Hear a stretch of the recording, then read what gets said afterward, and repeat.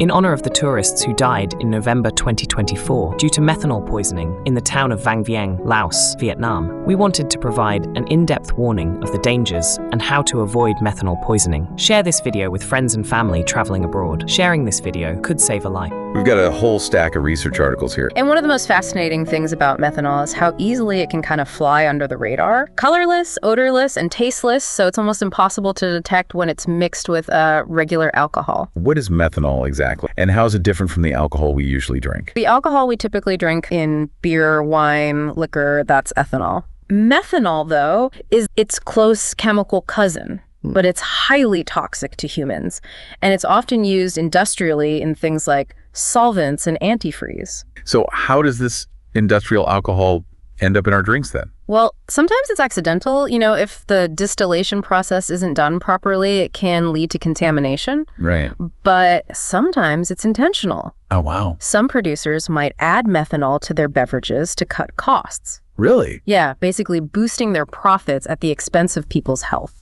That's disturbing. And you mentioned that it's hard to detect. So we could be sipping on a contaminated drink and have absolutely no idea. Unfortunately, yeah, that's one of the things that makes methanol poisoning so dangerous. You really can't see it, smell it, or taste it. Wow. And to make matters worse, the symptoms can be delayed. Sometimes they won't show up for hours after you've ingested it. Oh, gee. So it makes early detection really challenging. Okay, I'm already seeing why this is such a serious issue. What are some things that people should look out for? Well, early symptoms can be pretty general: headache, dizziness, nausea, vomiting. Okay. But as the methanol is metabolized by the body, things can take a turn for the worse. We're talking about potential damage to the optic nerve, which can lead to blindness. Wow. Even severe brain damage, coma, or death. It sounds like there's a lot stacked against you when it comes to methanol poisoning. I mean, you can't really identify it easily. Symptoms might not show up right away. Yeah.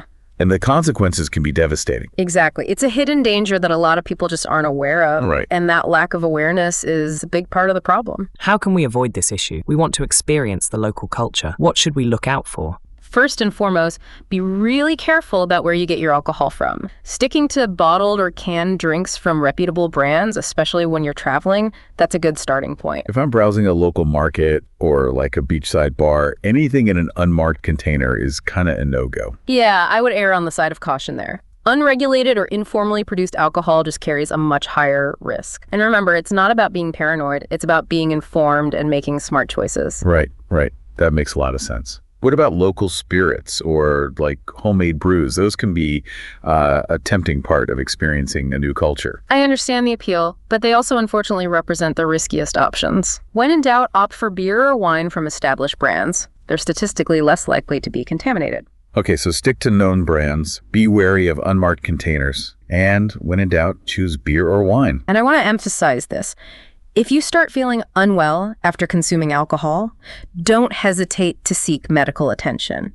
It's always better to err on the side of caution. Early intervention is really key when it comes to potential methanol poisoning. Right. Is this issue more common in certain tourist destinations, certain countries? One thing that's really struck me is how prevalent this issue seems to be in certain parts of the world. Yeah. Particularly Southeast Asia. We've seen a lot of recent cases in Vietnam, and the New York Times even did a piece on it. It seems like there's this recurring pattern of methanol contamination and poisoning in those regions. Yeah, that definitely jumped out at me too. Why do you think that is? Well, it's complicated, but I think looser regulations around alcohol production definitely play a role. There might be more instances of improper distilling techniques or a greater incentive to cut corners and boost profits, and sadly, that can come at the expense of people's health. It's really heartbreaking to think that someone could be enjoying their vacation, having a drink, and unknowingly putting themselves in danger. It is, and that's why it's so important to talk about these issues and to empower people with knowledge. Right. It's not about fear-mongering, it's about awareness and making informed choices. And this is where things get really tricky. Because methanol is such a master of disguise, it's hard to spot any telltale signs in the drink itself. Yeah, you mentioned earlier that it blends seamlessly with ethanol. So is there anything we can look for? I'd say one of the biggest red flags is suspiciously cheap alcohol. Okay. If a deal seems too good to be true, it probably is. It could be a sign that the drink has been cut with something cheaper and potentially dangerous, like methanol. So trust your gut. If something feels off about the price or the place even, maybe it's best to just skip it. Better safe than sorry, especially when it comes to your health. Right. Another thing to be mindful of is the source. Are you buying from a licensed vendor? Do they have proper storage and handling practices? These are all things to consider. That makes sense. It's easy to get swept up in the excitement of a new place, but we should be just as discerning about our drinks as we are about, say, the food we eat. Absolutely. And while we're on the topic of being discerning, always check the seals on bottles. Right. Make sure they haven't been tampered with. Good point. Even a small gap or imperfection could indicate a problem. Being informed can help us make safer choices. Precisely. And it's not just about personal awareness, it's about looking out for each other. Yeah. Especially when traveling in groups. If someone in your group is exhibiting unusual symptoms after drinking, don't dismiss it. Encourage them to seek medical attention, even if they downplay it. Yeah, I can imagine that can be a tricky situation to navigate, especially if someone's insisting that they're fine. But time is of the essence with methanol poisoning. Absolutely.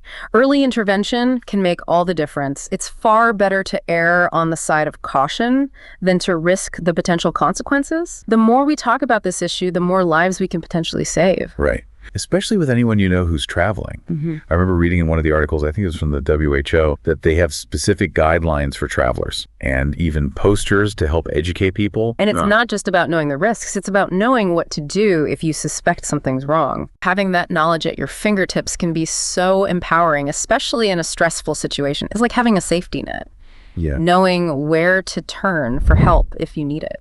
Okay, so we've talked about prevention, awareness, and resources. Is there anything else we should keep in mind as we kind of wrap up this deep dive into methanol poisoning? You know, what strikes me is that we often focus on the what and the how of methanol poisoning, but it's equally important to understand the why. Why is this still a problem in certain parts of the world? Why are people still being exposed to this danger? If we truly want to tackle methanol poisoning, we need to look beyond personal responsibility and consider the systemic factors that create vulnerabilities in the first place. This is really making me rethink my approach to drinking while traveling. I always thought I was pretty careful, but now I'm seeing just how many layers there are to this issue. It's not about being paranoid. It's about being informed and making choices that align with our values. And sometimes that might mean saying no to a drink, even if it seems tempting. I just want to emphasize that this is just a starting point. There's a wealth of information available online. Yeah. And in various travel guides. You're right. I mean, we've only kind of scratched the surface here, but hopefully it's a good foundation for, understanding the risks and how to stay safe. I think it's easy to get, caught up in the excitement of exploring a new place. But as we've seen, it's so important to prioritize safety and well-being too. Absolutely. It's all about finding that balance, between adventure and awareness. Right. Between embracing new experiences and making informed choices to minimize those risks. Yeah.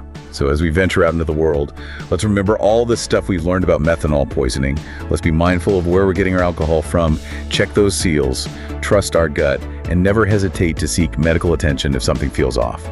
Don't forget to like, subscribe, and share this episode to help spread the word. And as always, stay curious, stay informed, and stay safe.